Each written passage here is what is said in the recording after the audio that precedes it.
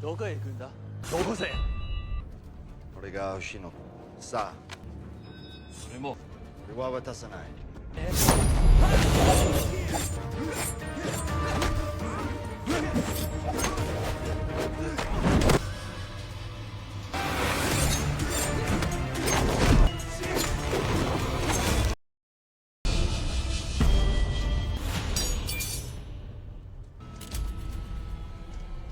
You make big mistakes.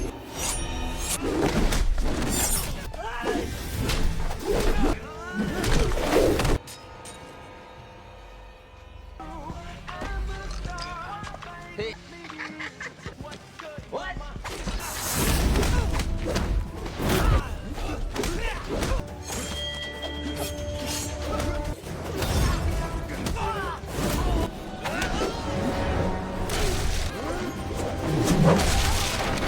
Come on, hit me.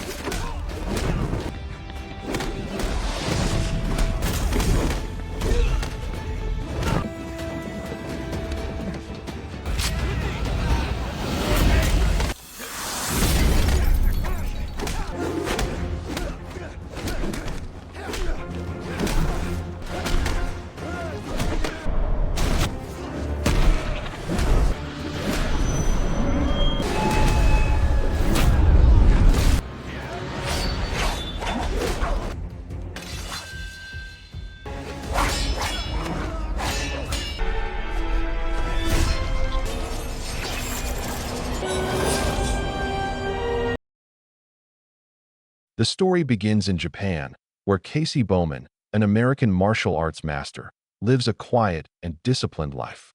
After years of training and hardship, he now teaches at the respected Koga Dojo.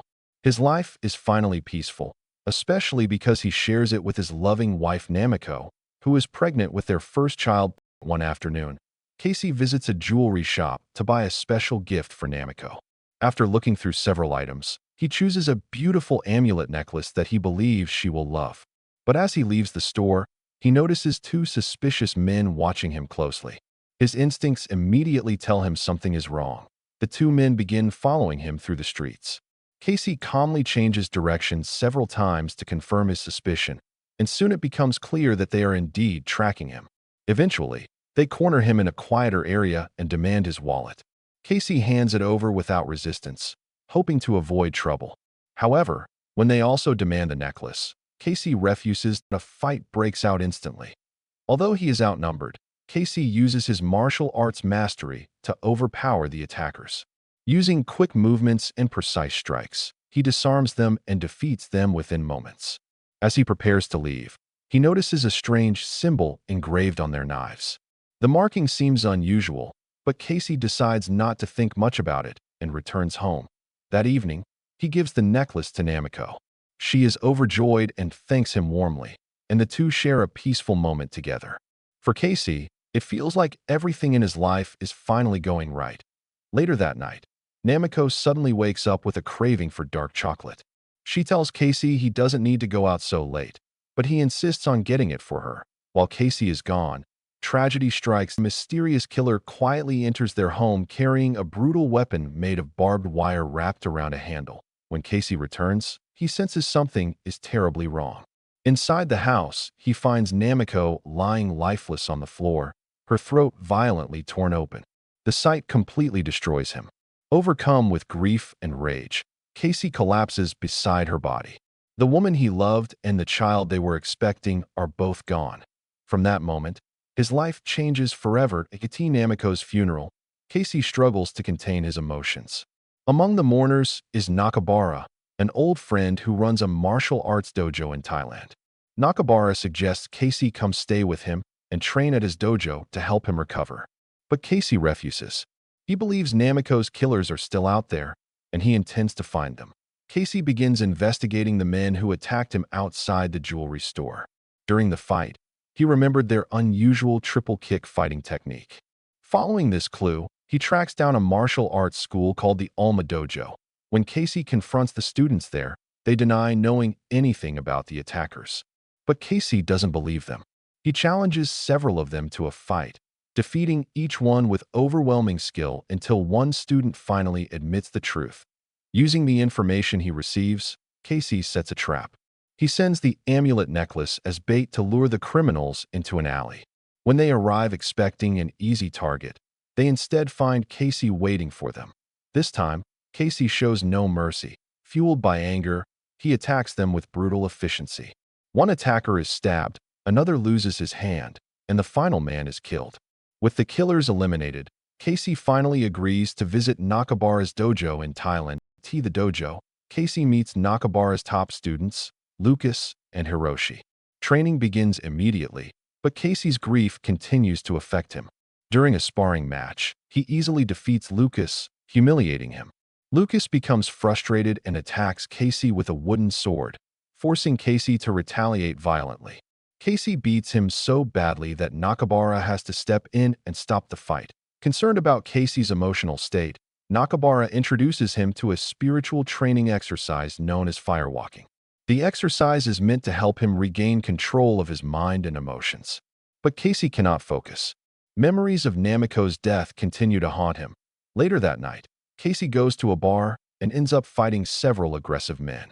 Despite being outnumbered once again, he defeats them all, showing that his skills remain unmatched. The next day, tragedy strikes the dojo. Lucas is found murdered, and the killer used the same barbed wire weapon that was used to kill Namiko.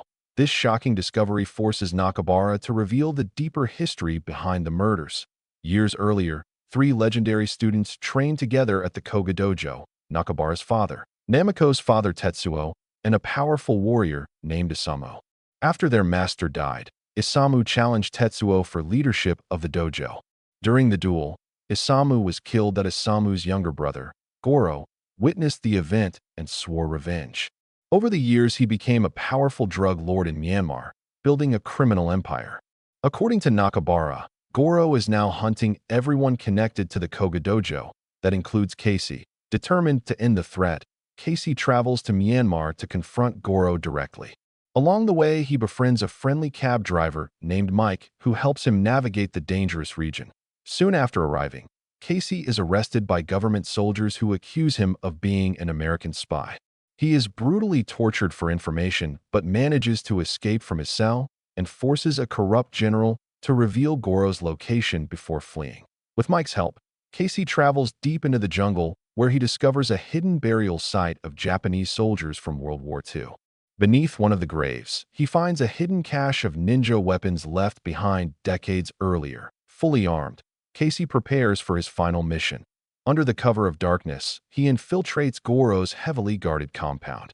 Moving silently through the shadows, he eliminates guards one by one and sets parts of the compound on fire. Eventually, he confronts Goro's dangerous right-hand man, Matt. The two engage in a brutal fight, but Casey ultimately kills him by stabbing him and snapping his neck. Soon after, Casey finally faces Goro himself. The battle between them is savage.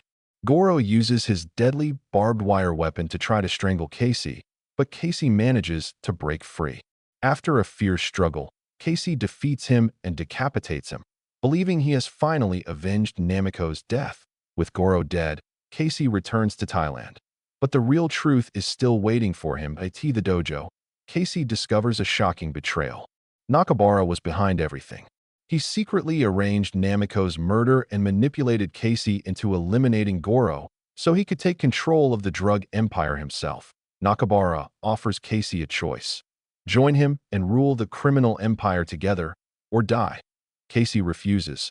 The two warriors engage in a brutal final battle inside the dojo. Weapons clash as they fight through the building, both suffering serious injuries to end the final moment. Casey wraps a chain weapon around Nakabara's neck and strangles him to death. After the fight, Casey tells Hiroshi the truth about Nakabara. However, Hiroshi insists the story must remain secret to protect the honor of the dojo. Casey quietly accepts this. He eventually returns to Japan and walks to a peaceful pond. Holding the amulet necklace that once symbolized his happiness, he slowly drops it into the water As the pendant sinks beneath the surface, Casey finds closure and leaves his painful past behind.